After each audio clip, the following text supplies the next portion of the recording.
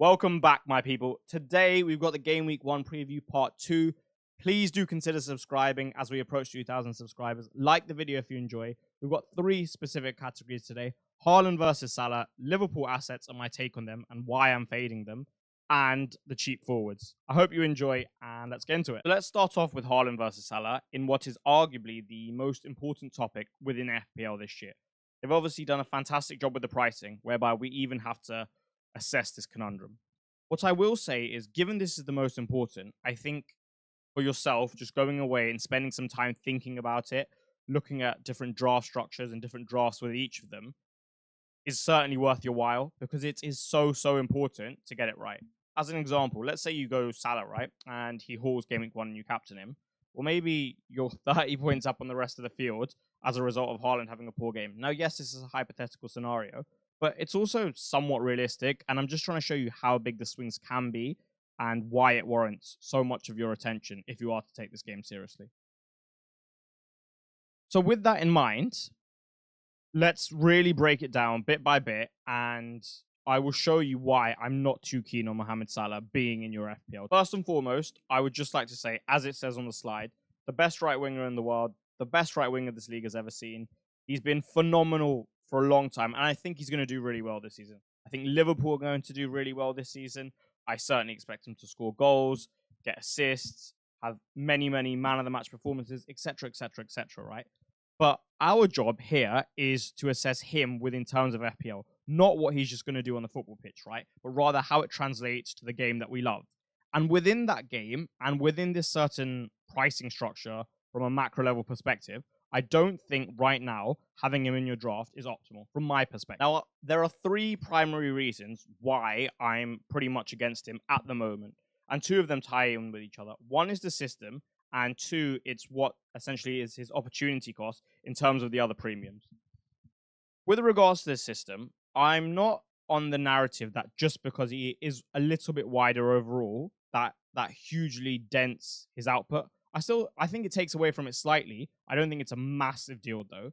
What I do have a problem with is the emergence of within this system, the likelihood of a greater level of output from the right 8 or the right 10, which is probably going to be Szoboszlai, maybe Harvey Elliott.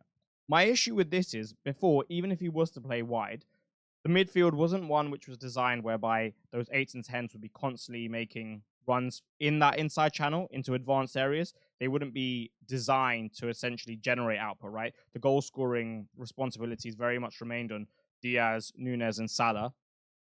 And they had a different role. They had a very much engine-like role in that midfield, especially at Klopp's prime, right, within that Liverpool side, when Salah was doing his best. That midfield really just supported the fullbacks being the creative source, and also Firmino dropping in, and then Mane and Salah profiting with a huge amount of goals, hence why they have some golden boots to their name.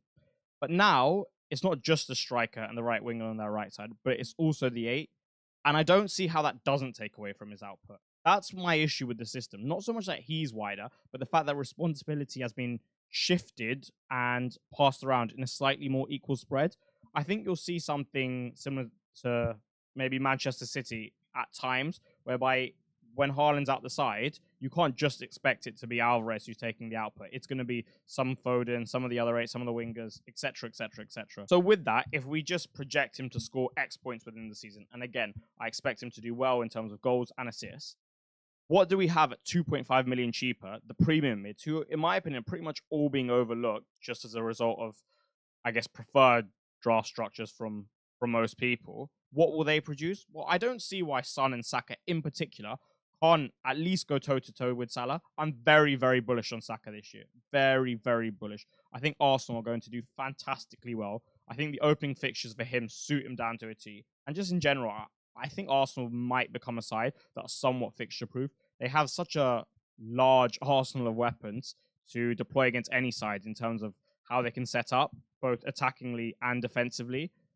And with that in mind, I don't see Saka struggling, especially when he has so much influence over that Arsenal side. He gets a lot of the ball. A lot of the actions in the final third are dictated by him, especially on their right side. So I'm very comfortable with Saka potentially outscoring him. And obviously, I've spoken a lot about Arsenal. And Son early doors, maybe not for the whole season if Salah continues to thrive. But Leicester away, Everton at home, at least early doors, I think you can go to your 10 million pound assets and do very, very well, if not better. That's what I'm really looking to do here. I think they could potentially be better, as I prefer their first two fixtures. And again, I'd like to reiterate with the system.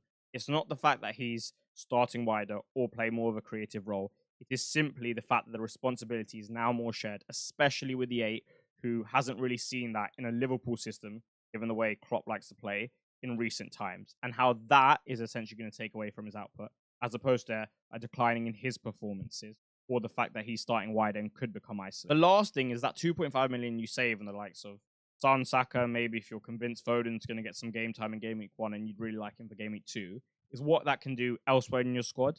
As an example, Robertson and Salah is the same price as having Trent and Saka.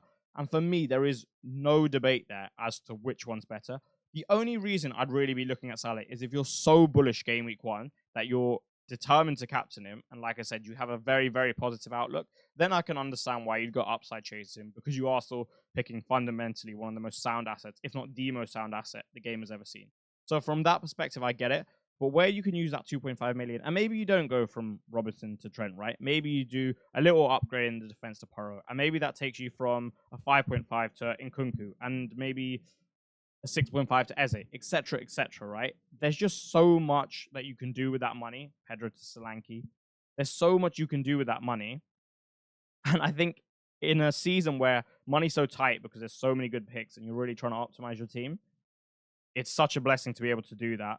Thus, for me, I can't justify having Salah at that particular price. Not having Salah means we need a stable captaincy option. And for me, that has to be Haaland, because I see him now as the best asset in the game, simply because you can captain him pretty much every week, right? And your floor and ceiling are both so high. With regards to pretty much all variables, I see them going his way. I think the fixtures from an attacking standpoint for City are pretty good. The dynamics within the side have slightly changed, and the usage of more out-and-out wingers and giving them more responsibility in the attacks, I think will bode fantastically well for him. He'll get a lot more crosses into the box, and a lot more will be focused around him getting on the end of moves.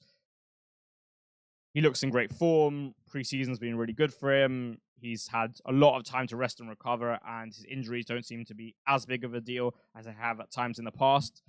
And when you're not going to have Salah, you're obviously going to have the funds free. With the fact that you can captain him every week, I don't see a single spot whereby you could spend these funds in a. If you would like to win your mini league this time and actually beat your friend, then download the Fantasy Football Hub app, sign up.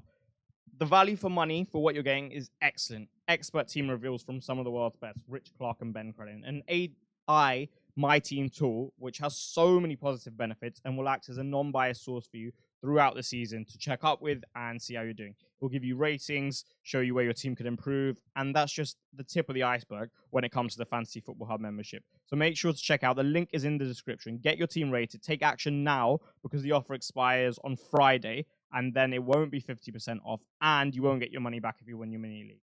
Like, think about it. How many products are there out there which will literally give you your entire money back if you aren't super successful? There aren't many. That's what we're doing over at the Hub, and I would strongly suggest that you check it out. So, for those of you who saw my draft, you'll see that I have no Liverpool. I still have no Liverpool. And after running over it many times, I'm pretty much set on just fading them entirely. Now, don't get me wrong. I understand the appeal. I understand the upside. I understand how good the fixtures are. And I understand how good the assets and players are within this team. But all of us are going to have to take bets against some of the big boys. A lot of drafts I've seen, for example, have 1 to no Arsenal, which I think is a huge risk. A lot of them have no Spurs, and I think with their opening fixtures, no Son or Solanke could again be a huge risk. So everyone's got to take bets. It's just, in my case, I'm doing it against Liverpool, which I guess is slightly less popular. And I would just like to explain that and why I'm doing that. I'm going to start with Trent, because he's actually probably the one exception in their side. He's the one player I would love to have. And I don't really have anything bad to say. It's just the price is the only reason that I can't justify it to myself. The fact that he's 7 and not 6, it's just too much for me within my own squad to get to. A small little niche point, and it is a niche point that I think maybe results in him not potentially having a parabolic level of output whereby he's a complete game breaker and you could potentially get away from him.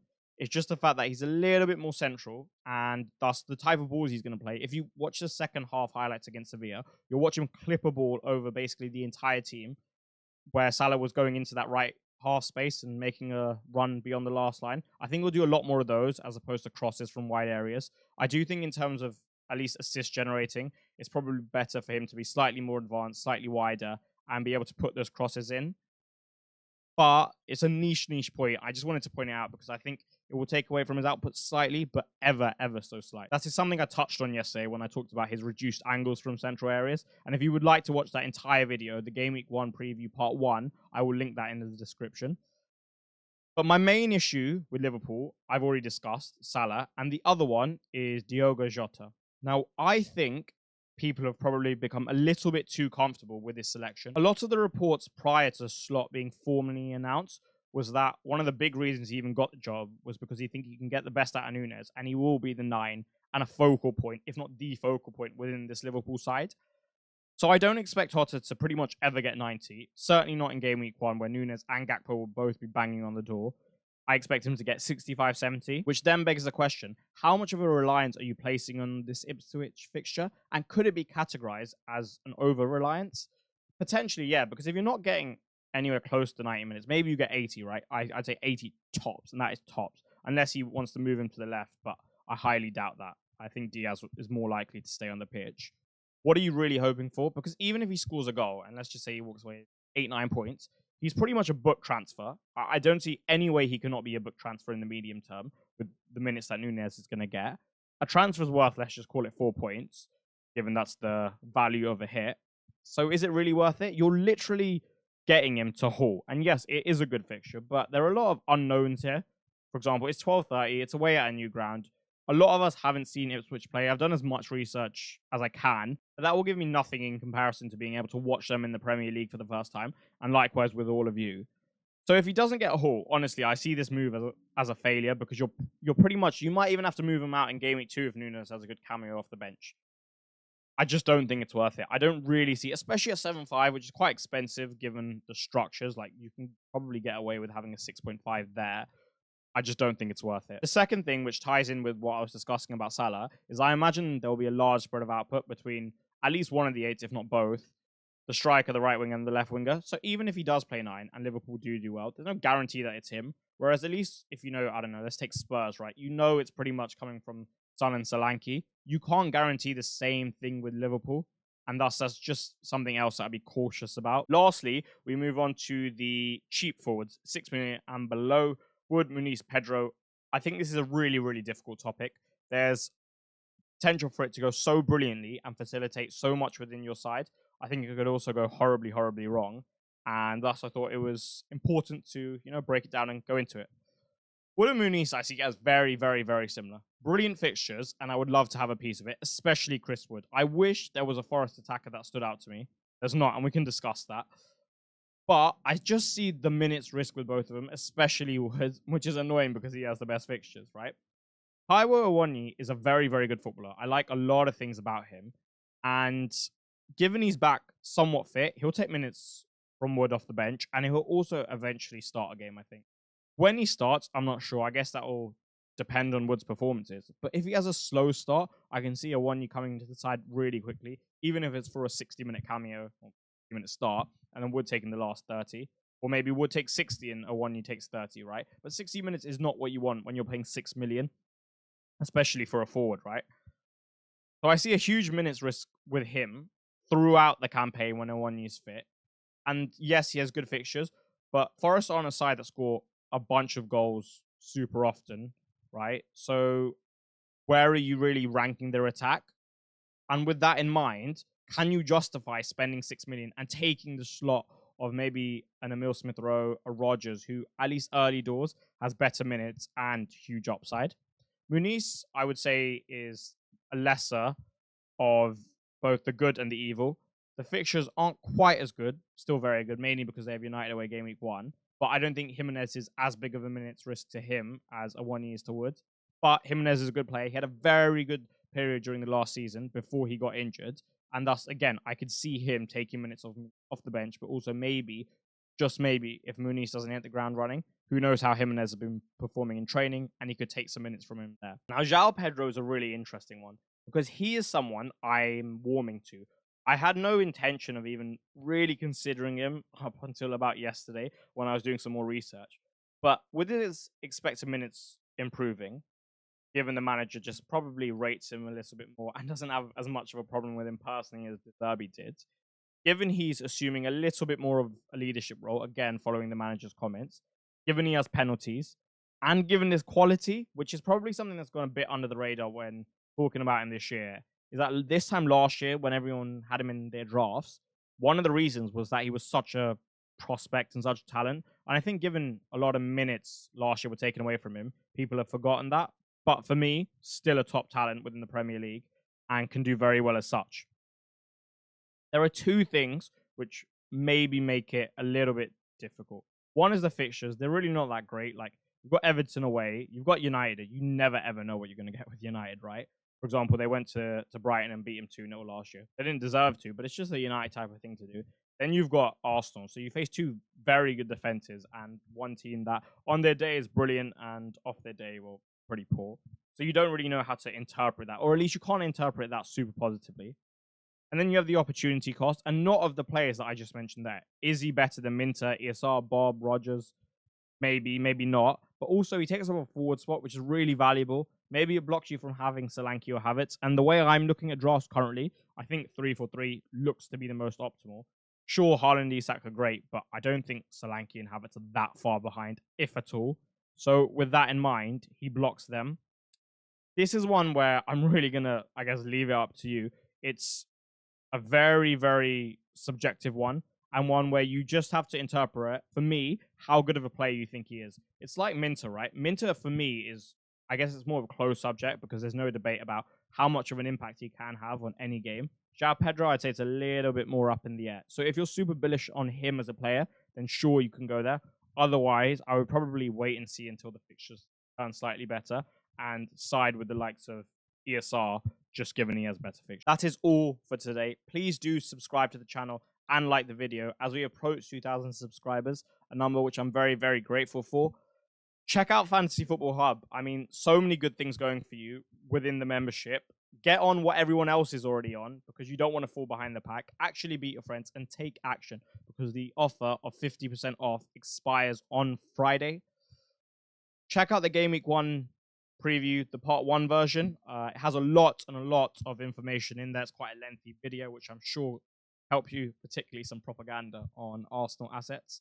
And like I said, that is all for today. I shall see you tomorrow. Have an enjoyable day and goodbye.